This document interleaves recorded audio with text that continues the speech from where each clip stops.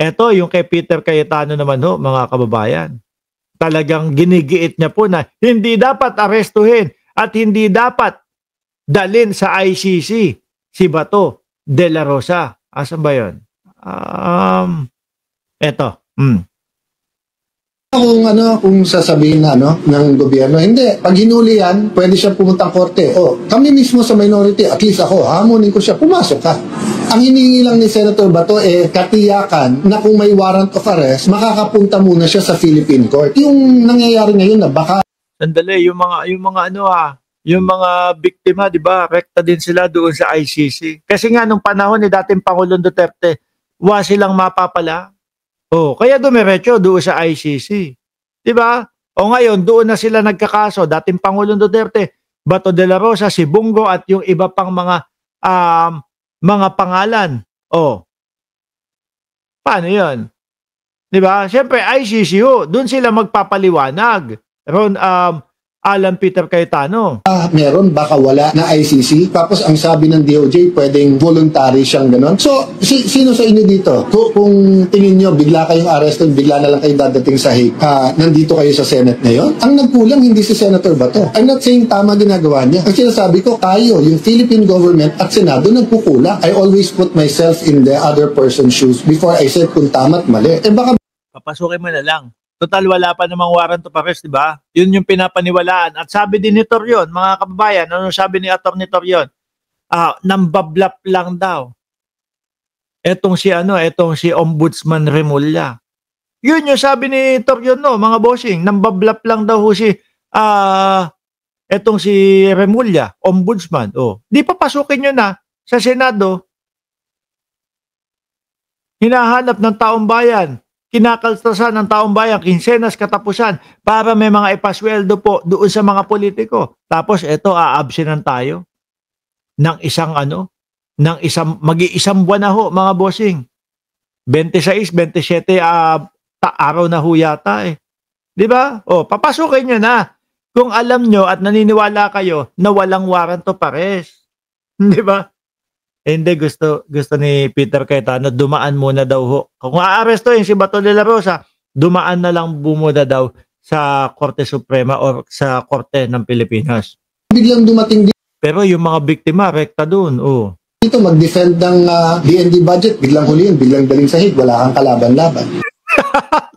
Kaya pala absent si Bato de la Rosa, doon sa pag-defend ng Department of National Defense na budget po. Doon sa budget ng PIDEA. Sandali nga. I-message ko na dito.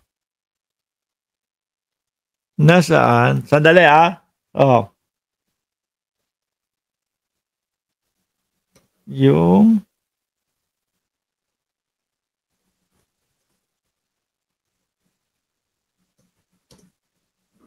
yung Sala. Alam ko Sala yung Sala yung may pagka-apelido . Tuloy, Peter. Hindi siya makatapak dito kasi walang guarantee na hindi siya arestuhin at i-deport sa Hague na walang say ang Philippine Court. Kaya hindi makapasok po, mga bossing. Kasi baka magkabiglaan daw talaga. Di ba, Sir Romy Escalera Brothers? Yun ang kinatatakutan nila. Kasi yung kay dating Pangulong Duterte mga bossing, ang nangyari doon, hindi maintindihan ng mga DDS . Hindi maintindihan ng mga DDS kung talagang may warrant of arrest ang dating Pangulo. Taranta sila. Diba? Ayun. Sabi nung iba, walang warrant of arrest. Kaya isinakay ang dating Pangulo sa eroplano pauwi, pabalik ng Pilipinas, mga bossing. Nung sumakay na, wala na. Wala na silang nagawa, mga kababayan. Si Torre nag-formation na po nung kanyang tao at paglapag po, mga boss chief sir, sa bansang Pilipinas nung eroplano. Ayun. Sinalubong na po. Arestado na mga kababayan. At makalipas ang parang nag-connecting flight nga lang ang dating Pangulong Duterte, mga bossing sa Pilipinas Biruin mo yon. Parang connecting flight lang, 12 oras na connecting flight, tapos ibinyahe na ulit, mga boss. Ibinyahe na sinakay na ulit. sa eroplano. O, di ba? Ang iniisip po ng kampo ni Bato de la Rosa, baka magkaganon yung sitwasyon ni Bato. Ano po? Baka biglang ibiyahe na din pag pumasok sa Senado, mga kababayan. Hinahanap ko talaga yung ano eh.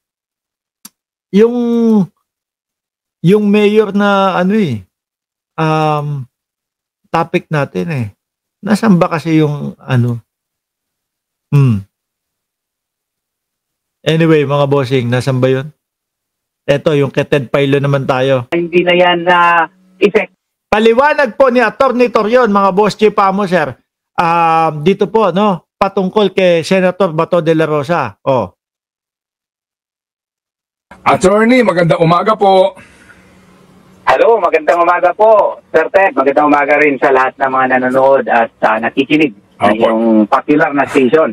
Po, salamat kanimo, Attorney. May paunang tanong po si Chacha. Go, Cha. Yes po. Attorney, good morning. Okay. Oo, unang tanong po muna. Yes po. Oo, may mga balita po kasi na nasa Pampanga daw po ngayon si Senator Bato. Pero nakakausap niyo po ba siya? Nasaan po siya ngayon?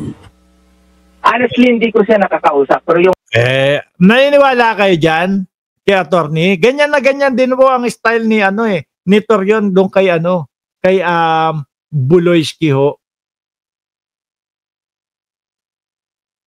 Ganyan na ganyan ho ang style ni Attorney Torion, mga kababayan, nung nagtatago si Buloyski. Hindi niya nakakausap, hindi niya alam, pero ang ending ho, ayun, nandoon lang naman pala sa loob ng ano, doon sa loob ng, tawag dito?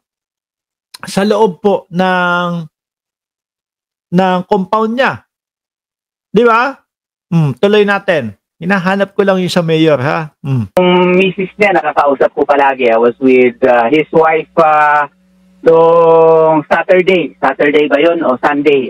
Nandun sa kanilang bahay dun sa Davao. Kasi tagagaling ko lang sa Davao. So, nakausap niyo po yung asawa niya mismo. Personally po Misis. ito. Personally po. Personally, yes, Oo, personally. But si Senator, hindi po. Hindi Oo. po. Naitanong niyo po ba sa kanyang asawa kung nasaan po ngayon si Senator Bato? Hindi ko na itanong sa kanya. Hindi kami, iba yung napag-usapan namin, yung mga possible remedies. Hindi ko natanong kung Talagang naniniwala sila na meron ng ano, warrant of arrest. Kasi possible remedies na eh. Kumbaga, yung mga tactics na po yung pag-uusapan dyan eh. Di ba? saan ba si Senator. Umiiwas na rin ako sa mga tanong na ganyan kasi baka kung malaman ko ayoko magsinungaling eh. Oo, yun lang. Opo, oo. Attorney, Yes po. oo, kasi paano po ito ngayon dahil di ba po may mga bali-balita nga po na posibleng meron na nga pong arrest warrant from ICC.